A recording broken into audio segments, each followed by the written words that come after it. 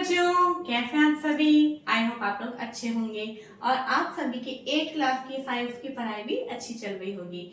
जैसा कि बच्चों आप सभी को पता है कि हमारा सेकंड चैप्टर ही चल रहा है अभी, और सेकंड चैप्टर के आज हमारी एक वीडियो हमारी आपके सामने में लेकर आई हूँ। और जल्दी से प्लीज आप अपने फ्रेंड्स को सबको ये लिंक शेयर कर दीजिए ताकि वो भी इस टॉपिक को अच्छे से समझ सके। ओके बच्चों, तो आपको ध्यान है कि हमने लास्ट वीडियो के अंदर हमने क्या देखा था। हमने लास्ट वीडियो के अंदर हमारे सारे जो हार्मफुल माइक्रो ऑर्गेनिजम्स थे हमने उनको कंप्लीट कर लिया था। ओके, अब आज हमारा एक नया टॉपिक है, वो है हमारा फूड प्रिजर्वेशन। ठीक है, फूड प्रिजर्वेशन यानी क्या होता है कि भोजन को हमें सुरक्षित रखना है। भोजन को पहले सुरक्षित क्यों रखना है, क्योंकि क्या होता है अगर हम भोजन को सुरक्षित नहीं रखेंगे तो वो भोजन खराब हो जाएगा, फूड जो है वो स्पॉइल हो जाएगा। क्यों हो जाएगा, क्योंकि उसके अंदर माइक्रो ऑर्गेनिज्म ग्रोथ करने लग जाते हैं और वो ग्रोथ करने के कारण जो है उसके अंदर माइक्रो ऑर्गेनिज्म एक टॉक्सिक सब्सटेंस जनरेट कर लेते हैं, यानी जहरीला पदार्थ उसके अंदर बनाने लग जाते हैं, जिसके कारण उसको अपन बोलते हैं फूड पॉइजन। ठीक है, और वो जब हमारे को प्रॉब्लम होती है, कई बार आपने देखा होगा कहीं हम शादी पार्टी में जाकर आते हैं या हम कुछ ऐसा खा लेते हैं जिसके कारण हमें पेट में प्रॉब्लम होने लगती है, हमें वॉमिटिंग होने लगती है, डायरिया होने लग जाता है। ठीक है, और ये काफी 1-2 दिन तक रहता है। फिर हम डॉक्टर के पास जाते हैं तो डॉक्टर सबसे पहले पूछते हैं कि आपने क्या खाया है ना। ऐसा होता है, आप ध्यान करिए थोड़ा सा, अगर बीते समय में आपको या आपके घर में किसी को ऐसा हुआ है तो आप इस चीज को याद करिए। डॉक्टर पूछता है आपने क्या खाया था, सबसे पहले वो ये नहीं पूछता आप कहाँ गए थे या आपने क्या किया था, वो ये पूछता आपने क्या खाया था। मतलब फिर उसके बाद में उनको ऐसा मतलब वो निकालते हैं कि उस खाने के अंदर कुछ ना कुछ खराबी रही होगी, इस कारण आपको ये प्रॉब्लम हुई है। तो उसको अपन जो बोलते हैं खाने मतलब पॉल्यूटेड फूड को खाने से जब हमारे को प्रॉब्लम होती है तो उसको अपन क्या बोलते हैं, फूड पॉइजनिंग बोलते हैं। और ये फूड पॉइजनिंग बच्चों इतना सीवियर प्रॉब्लम है कि इसके अंदर बच्चों को मतलब बच्चों बड़ों बुजुर्गों सभी कोई अगर टाइम पे ट्रीटमेंट नहीं मिलता है तो इसमें बीमार तो होते ही हम, साथ में डेथ तक भी हो जाती है। इसीलिए फूड को हमें प्रिजर्व करके रखना जरूरी है, सुरक्षित करके रखना जरूरी है। ठीक है, तो आज के हमारे टॉपिक के अंदर क्या है, method of food preservation.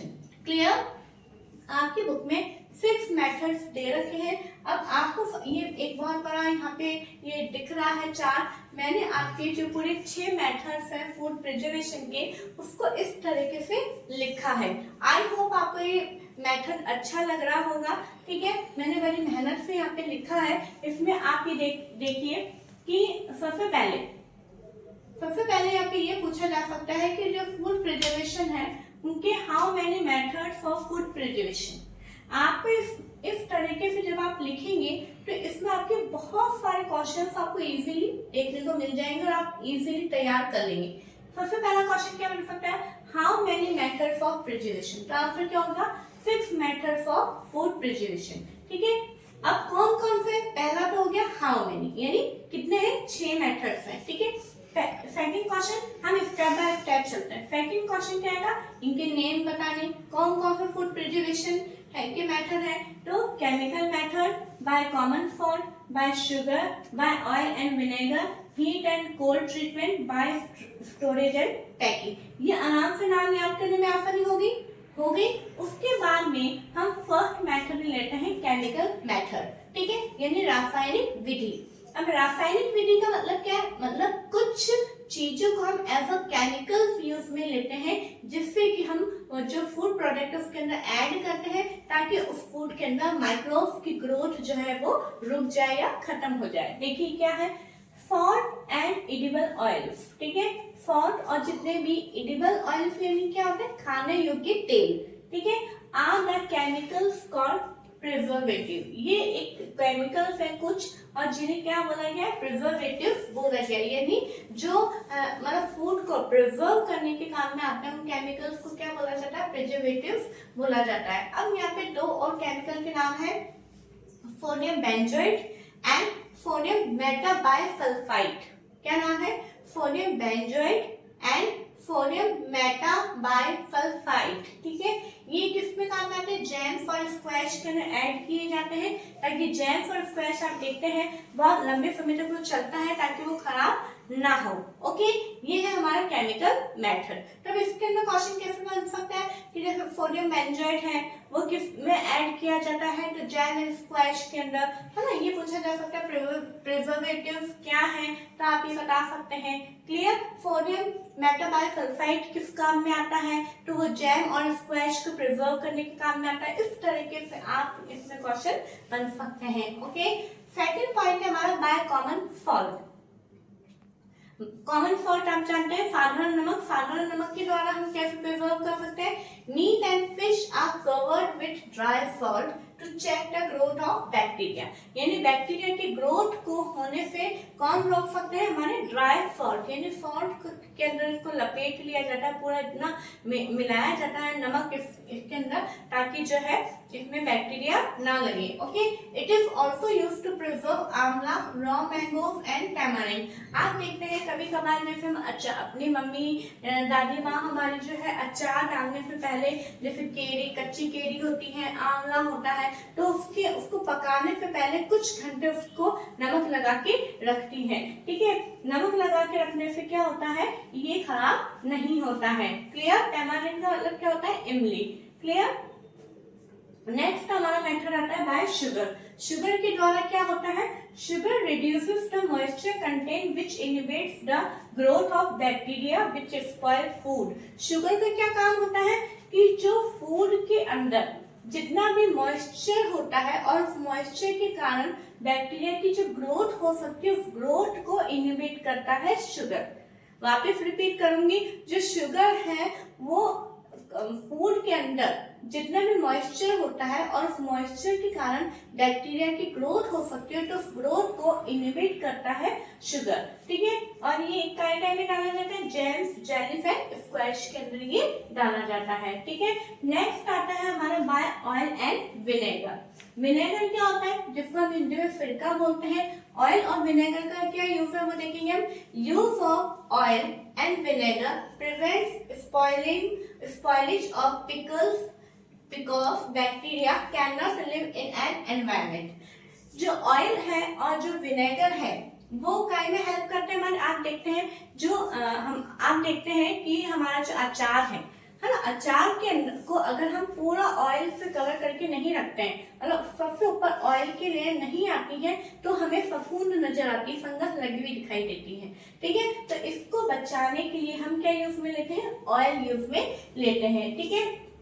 Vegetable, fruit, fish and meat are preserved by this method। Okay, यहाँ पे ये पूछ लिया जा सकता है कि मीट जो है वो किसके द्वारा प्रिजर्व किया जा सकता है, तो बाय ऑयल एंड विनेगर भी ले सकते हैं आप, एंड बाय कॉमन सॉल्ट भी ले सकते हैं। ओके बच्चों, नेक्स्ट आता है हमारा हीट एंड कोल्ड ट्रीटमेंट। यानी भोजन को, फूड समझता है उसको गर्म करना और एकदम ठंडा रखने से भी हम फूड को खराब होने से बचा सकते हैं। जैसे फॉर एग्जांपल मिल्क है, आप देखते हैं बाजार से मिल्क लाते हैं आप, है ना। मिल्क को लाते हैं आप क्या करते हैं, उसे गर्म करते हैं। क्यों गर्म करते हैं, ताकि वो खराब ना हो। फिर उसके बाद जब वो ठंडा हो जाता है तो हम उसे फ्रिज में रखते हैं। समर डेज के अंदर आप देखते हैं अगर हम मिल्क को रूम टेम्परेचर पे बाहर ही छोड़ देते हैं तो बहुत घंटे बाद हम क्या देखते हैं, वो मिल्क जो है वो खराब हो जाता है। तो इट मीन्स हमें पहले तो हमें गर्म करना है और फिर उसके बाद में हमें उसे लो टेम्परेचर यानी हमें उसे फ्रिज में रखना होता है ताकि वो खराब ना हो। तो इसी मेथड को है ना यहाँ पे है कि बॉइलिंग किल्स, यानी जो बॉयल क्यों किया जाता है ताकि बैक्टीरिया जो माइक्रोब्स है वो किल हो जाए, और लो टेम्परेचर क्या करता है, वो माइक्रोब्स की ग्रोथ को इनहिबिट करता है, ठीक है। और यहाँ पे एक प्रोसेस है पास्चराइजेशन, जो मैंने पहले हेडिंग लिखा है फिर उसको मैंने यहाँ लिखा है, the milk is heated to about 70 degree Celsius. Milk को कितने डिग्री सेल्सियस में गर्म करना है, 70 डिग्री सेल्सियस। देखिए कितना हाई टेम्परेचर है और कितने सेकंड तक, ओनली 15 to 30 सेकंड तक इसको हम गर्म करेंगे। एंड देन सडनली चिल, और अचानक इसको हम ठंडा करेंगे एंड स्टोर, और फिर उसे स्टोर करने के लिए रख देंगे। By doing so it prevents the growth of microbe. ये क्यों किया जाता है? ताकि इनकी माइक्रोब्स की ग्रोथ से इसको सुरक्षा दी जा सके। इट इज कॉल्ड पास्चराइजेशन, और इस मेथड को पास्चराइजेशन बोलते हैं। It was discovered by Louis Pasteur, और ये किसने, इसकी डिस्कवरी किसने करी थी? लुइस पास्चर नाम के वैज्ञानिक ने करी थी, इसलिए प्रोसेस का नाम पास्चराइजेशन कहा जाता है। ठीक है बच्चों, नेक्स्ट हमारा टॉपिक आता है बाय स्टोरेज एंड पैकिंग, यानी हम स्टोर करके और पैकिंग करके भी भोजन को सुरक्षा दे सकते हैं।